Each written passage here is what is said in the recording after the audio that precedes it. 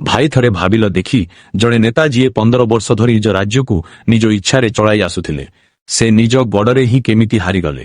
ଏହା ହେଉଛି 2026 ୱେଷ୍ଟ ବେଙ୍ଗଲ ଇଲେକ୍ସନର ସେହି କାହାଣୀ, ଯାହା ପୁରା ପଲିଟିକାଲ ମ୍ୟାପକୁ ବଦଳାଇ ଦେଲା। ମମତା ବାନାର୍ଜୀ ଏବଂ ଟିଏମସିର ସେହି ଶାସନ, ଯାହା ଦିନେ ଗରିବ ଓ ସାଧାରଣ ଲୋକଙ୍କ ସ୍ୱ ସାଜିଥିଲା, ସେହି ଶାସନ ହିଁ ଆଜି ଦୁର୍ନୀତି, ଗୁଣ୍ଡାରାଜ ଏବଂ ସିଣ୍ଡିକେଟ ରାଜର ଭାରି ବୋଝ ତଳେ ଦବିଯାଇ ଭୁଷୁଡ଼ି ପଡ଼ିଲା। ଆଉ ଏଥିରେ ବିଜେପି ଯେଉଁ ମାଷ୍ଟର ପ୍ଲାନ ଚଳାଇଲା, ତାହା ସତରେ ସିନେମା ଠାରୁ ବି ଅଧିକ ରୋମାଞ୍ଚକର ଥିଲା। ସବୁଠାରୁ ପ୍ରଥମେ ସମୟ ପଛକୁ ଫେରିଯାଉଛି 1970 ର କୋଲକାତା ଆଡ଼କୁ। ରାସ୍ତାଘାଟ ଓ କଲେଜଗୁଡ଼ିକରେ ଲେଫ୍ଟ ପଲିଟିକ୍ସର ପୁରା ପ୍ରଭାବ ଥିଲା। ପ୍ରତ୍ୟେକ ଯୁବକ ଯୁବତୀ ସେହି ଚିନ୍ତାଧାରା ସହ ଜଡ଼ିତ ଥିଲେ। ଏଭଳି ମାହୋଲରେ ଜଣେ ସାଧାରଣ ଝିଅ ଯୋଗମାୟା ଦେବୀ କଲେଜକୁ ଆସୁଛନ୍ତି।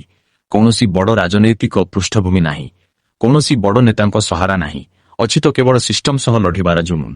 ମମତା ବାନାର୍ଜୀ ସେହି ଷ୍ଟୁଡେଣ୍ଟ କାଉନସିଲ ଦାୟିତ୍ୱ ସମ୍ଭାଳୁଛନ୍ତି ଏବଂ କମ୍ୟୁନିଷ୍ଟ ସମର୍ଥିତ ସଂଗଠନଗୁଡ଼ିକୁ ମାଟିରେ ମିଶାଇ ଦେଉଛନ୍ତି। ଲୋକେ କହୁଥିଲେ, ଏହାଙ୍କ ଭିତରେ ଏମିତି ନିଆଁ ଅଛି, ଯାହା ଦିନେ ବେଙ୍ଗଲର ପୁରା ରାଜନୀତିକୁ ଜଳାଇ ପାଉଁଶ କରିଦେବ। 1984 ମସିହା ଆସୁଛି। ଇନ୍ଦିରା ଗାନ୍ଧୀଙ୍କ ହତ୍ୟାର ଶକ୍ ପୁରା ଦେଶରେ ଥାଏ। କଂଗ୍ରେସ ଏହି 29 ବର୍ଷର ଝିଅକୁ ଯାଦବପୁରରୁ ଟିକେଟ ଦେଇଦେଲା। ସାମ୍ନାରେ ଥିଲେ ସିପିଏମର ସଲିଡ୍ ଲିଡର ସୋମନାଥ ଚାଟାର୍ଜୀ। ଲୋକେ ଭାବୁଥିଲେ ଏହା ତ ପାହାଡ଼ ହଲାଇବା ଭଳି କଥା। କିନ୍ତୁ ଯେତେବେଳେ ରେଜଲ୍ଟ ଆସିଲା, ପୁରା ମିଡିଆ ଆଶ୍ଚର୍ଯ୍ୟ ହୋଇ ରହିଗଲା। ମମତା ସୋମନାଥଙ୍କୁ ହରାଇ ଦେଲେ ପ୍ରାୟ 3.3 ଲକ୍ଷ ଭୋଟରେ। ରାତାତି ସେ ଜଣେ ନ୍ୟାସନାଲ ସୁପରଷ୍ଟାର ପାଲଟିଗଲେ। ମନ୍ତ୍ରୀ ହେଲେ, ରେଳବାଇଠାରୁ ଆରମ୍ଭ କରି କୋଇଲା ମନ୍ତ୍ରଣାଳୟ ଭଳି ବଡ଼ ବଡ଼ ପୋର୍ଟଫୋଲିଓ ସମ୍ଭାଳିଲେ। କିନ୍ତୁ ଦିଲ୍ଲୀର ବଡ଼ ବଙ୍ଗଳା ତାଙ୍କର ସ୍ୱପ୍ନ ନଥିଲା। ତାଙ୍କ ମନ କେବଳ ଗୋଟିଏ ଜିନିଷ ଉପରେ ଥିଲା, ବେଙ୍ଗଲରେ 34 ବର୍ଷର ପୁରୁଣା ଲେଫ୍ଟ ଫ୍ରଣ୍ଟ ଶାସନକୁ ଉପାଡ଼ି ଫିଙ୍ଗିବା। 1990 ମସିହାରେ ହାଜରା କ୍ରସିଂରେ ସିପିଏମ୍ ଲୋକେ ତାଙ୍କ ଉପରେ ଆକ୍ରମଣ କଲେ। ମୁଣ୍ଡରେ କ୍ଷତ, ରକ୍ତ ଜୁଡୁବୁଡୁ ଫଟୋ। ସେହି ଗୋଟିଏ ଫଟୋ ପୁରା ବେଙ୍ଗଲର ଗରିବ ଭୋଟରଙ୍କ ହୃଦୟରେ ଜାଗା କରିନେଲା। ହସ୍ପିଟାଲ ବେଡ୍ରୁ ସେ କହିଲେ, ଇଟାର ଜବାବ ପଥରରେ ଦେବୁ, ବେଙ୍ଗଲର ଲୋକ ଆମ ସାଙ୍ଗରେ ଅଛନ୍ତି। ଏହି ସ୍ୱର ଏକ ବିପ୍ଳବ ପାଲଟିଗଲା। କଂଗ୍ରେସ ନେତୃତ୍ୱ ବାମପନ୍ଥୀଙ୍କ ପ୍ରତି ନରମ ମନୋଭାବ ରଖୁଛନ୍ତି ବୋଲି ଭାବି ସେ 1998 ମସିହାରେ ନିଜର ଏକ ନୂଆ ପାର୍ଟି ଗଠନ କଲେ, ଅଲ୍ ଇଣ୍ଡିଆ ତୃଣମୂଳ କଂଗ୍ରେସ।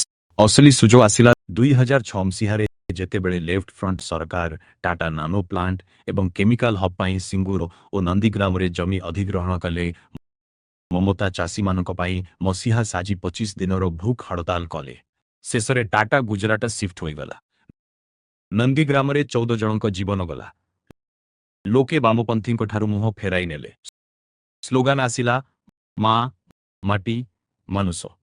2011ରେ ଇତିହାସ ରଚିହେଲା। 20 ମେ 2011ରେ ମମତା ବାନାର୍ଜୀ, ଯାହାଙ୍କୁ ଏବେ ପୁରା ବେଙ୍ଗଲ ଦିଦି ବୋଲି କହୁଥିଲା, ସେ ବେଙ୍ଗଲର ପ୍ରଥମ ମହିଳା ମୁଖ୍ୟମନ୍ତ୍ରୀ ହେଲେ। ଆସୁ ଆସୁ ସେ ପୁରା ଗେମ୍ ବଦଳାଇ ଦେଲେ। ସୂତା ଶାଢ଼ୀ ଆଉ ଚପଲ ହିଁ ତାଙ୍କର ପରିଚୟ ପାଲଟିଗଲା। ଗ୍ରାମୀଣ ଭୋଟରଙ୍କ ସହ ସିଧାସଳଖ ସମ୍ପର୍କ। ରାଜ୍ୟକୁ ଇଣ୍ଡଷ୍ଟ୍ରି ଆସୁନଥିଲା, ତେଣୁ ସେ ବଡ଼ ବଡ଼ ଯୋଜନା ନେଇ ଆସିଲେ। କନ୍ୟାଶ୍ରୀ, ସ୍ୱାସ୍ଥ୍ୟ ସାଥୀ ଏବଂ ଲକ୍ଷ୍ମୀ ଭଣ୍ଡାର। ମହିଳାମାନଙ୍କୁ ସିଧାସଳଖ ଲାଭ ମିଳିଲେ। ଏହା ଏମିତି ଏକ ସଲିଡ୍ ଭୋଟ ବ୍ୟାଙ୍କ ତିଆରି କଲା, ଯାହାକୁ ଭାଙ୍ଗିବା ଅସମ୍ଭବ ଥିଲା। 2021 ପର୍ଯ୍ୟନ୍ତ ସବୁକିଛି ଠିକ୍ ଚାଲିଥିଲା। ବିଜେପି ଏବେ ଲେଫ୍ଟ ଏବଂ କଂଗ୍ରେସର ଜାଗା ନେଇସାରି ହିନ୍ଦୁତ୍ୱ ଏବଂ ଜାତୀୟତାବାଦର ଏକ ନୂଆ ବିପଦ ସାମ୍ନାରେ ଥିଲା। କିନ୍ତୁ ଟିଏମସି ରକ୍ଷଣାତ୍ମକ ଖେଳ ଖେଳିଲା, ବଙ୍ଗାଳୀ ଅସ୍ମିତାର ନାରା ଦେଲା ଆଉ ଜିତିଗଲା। ମମତା ନିଜେ ନନ୍ଦୀଗ୍ରାମରୁ ହାରିଗଲେ ସତ, କିନ୍ତୁ ଦଳ ବଡ଼ ବିଜୟ ହାସଲ କଲା। ତୃତୀୟ ଥର ପାଇଁ ଶାସନ ଆରମ୍ଭ ହେଲା, କିନ୍ତୁ ଏଥର ତାର ମୂଳଦୁଆ ଦୋହଲିବାକୁ ଲାଗିଲା। ସବୁଠାରୁ ବଡ଼ ଝଟକା ଥିଲା କୋଭିଡ ମହାମାରୀ। ଲୋକେ ଅକ୍ସିଜେନ ପାଇଁ ଛଟପଟ ହେଉଥିଲେ। ହସ୍ପିଟାଲରେ ବେଡ୍ ନଥିଲା। ସରକାରଙ୍କ ଉପରେ ଅଭିଯୋଗ ଆସିଲା ଯେ ସେମାନେ ମୃତ୍ୟୁର ପ୍ରକୃତ ସଂଖ୍ୟା ଲୁଚାଉଛନ୍ତି। ଶ୍ମଶାନର ସତ୍ୟତାକୁ ଫାଇଲ ତଳେ ଚାପି ଦିଆଗଲା। ଡାକ୍ତର ଏବଂ ରୋଗୀଙ୍କ ମୋବାଇଲ ବନ୍ଦ କରି ଦିଆଗଲା। ବିରୋଧୀଙ୍କ ଉପରେ ଲାଠିଚାର୍ଜ ଓ ମିଛ କେସ୍ କରାଗଲା। ସେ ଯେଉଁ ରକ୍ଷାକର୍ତ୍ତାର ଇମେଜ ତିଆରି କରିଥିଲେ, ତାହା ଭାଙ୍ଗି ଚୁରମାର ହୋଇଗଲା। ତାପରେ ଶାସନ ବ୍ୟବସ୍ଥା ନିଜେ ଏକ ଦାଦାବଟି ବ୍ୟବସାୟ ପାଲଟିଗଲା। ପଞ୍ଚାୟତଠାରୁ ଆରମ୍ଭ କରି ମ୍ୟୁନିସିପାଲିଟି ସ୍ତର ପର୍ଯ୍ୟନ୍ତ ପ୍ରତିଟି କାମରେ ସ୍ଥାନୀୟ ନେତାଙ୍କ କମିଶନ ଫିକ୍ସ ହୋଇଗଲା। ବ୍ୟବସାୟ ବନ୍ଦ ହେଲା, ମଧ୍ୟବିତ୍ତ ଶ୍ରେଣୀ ହଇରାଣ ହେଲେ।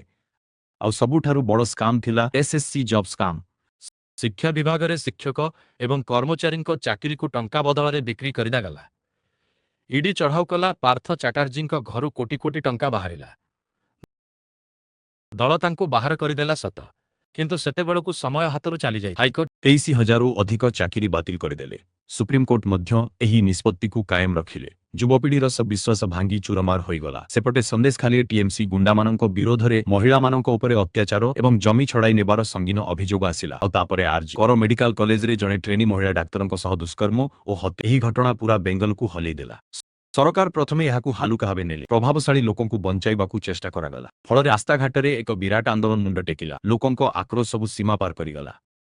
ବିଜେପି ଏହି ସୁଯୋଗକୁ ହାତଛଡ଼ା କଲା ନାହିଁ। ପାଣିହାଟିରୁ ଆର୍ଜି କର ପୀଡ଼ିତାଙ୍କ ମାଆଙ୍କୁ ପ୍ରାର୍ଥୀ କରାଗଲା। ଏପଟେ election commission special intensive revision ଆରମ୍ଭ କଲେ।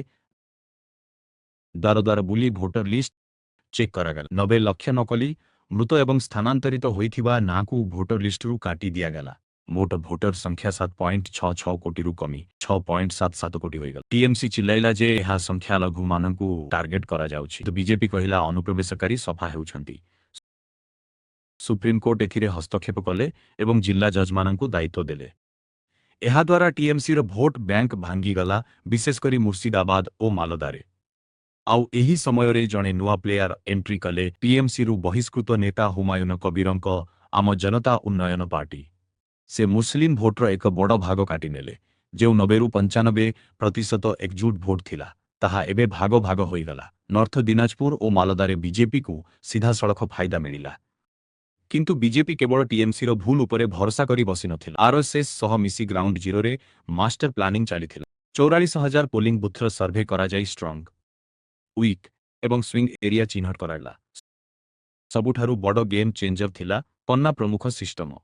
ଭୋଟର ଲିଷ୍ଟର ପ୍ରତ୍ୟେକ ପୃଷ୍ଠା, ଯେଉଁଥିରେ 30ରୁ 60 ଜଣ ଭୋଟରଙ୍କ ନାଁ ଥାଏ, ତାର ଦାୟିତ୍ୱ ଜଣେ ଜଣେ ବିଶ୍ୱସ୍ତ କର୍ମୀଙ୍କୁ ଦିଆଗଲା। ପ୍ରତି 15-20ଟି ଘର ପିଛା ବିଜେପିର ଜଣେ ମାନସିକ ସ୍ତରରେ ପ୍ରସ୍ତୁତ ଲୋକ ରହିଲେ, ଯିଏ ଲୋକଙ୍କ ସହ ସମ୍ପର୍କ ଏବଂ ସେମାନଙ୍କ ସୁରକ୍ଷା ଗ୍ୟାରେଣ୍ଟି ଦେଲେ।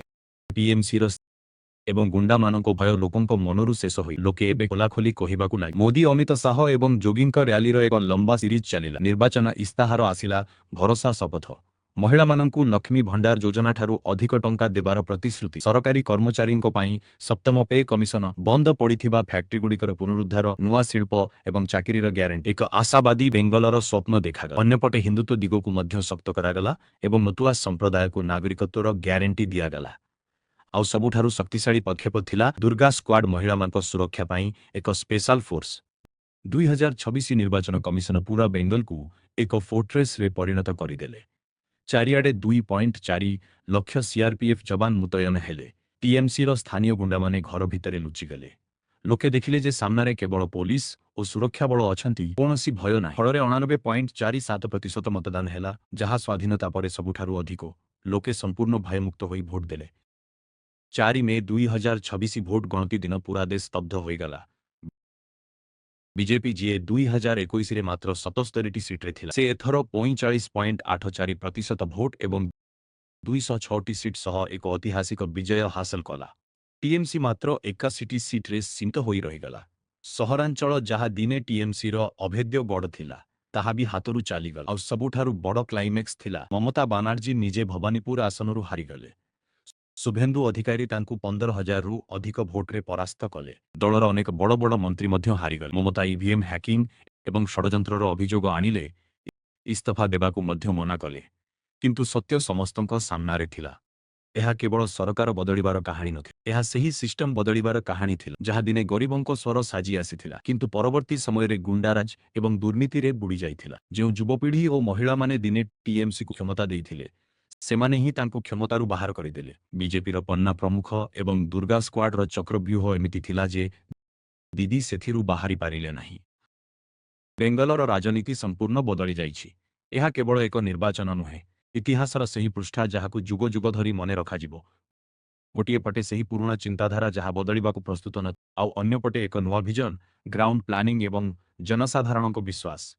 2026 ପ୍ରମାଣ କରିଦେଲା ଯେ ଯେତେବେଳେ ଲୋକେ ପରିବର୍ତ୍ତନ ଚାହାନ୍ତି, ସେତେବେଳେ କୌଣସି ବି ଗଡ଼ବଡ଼ ହୋଇ ରହିନଥାଏ। ପରିବର୍ତ୍ତନ ଆସେ, ଆଉ ଯେତେବେଳେ ଆସେ, ସୁନାମି ସାଜି ଆସେ।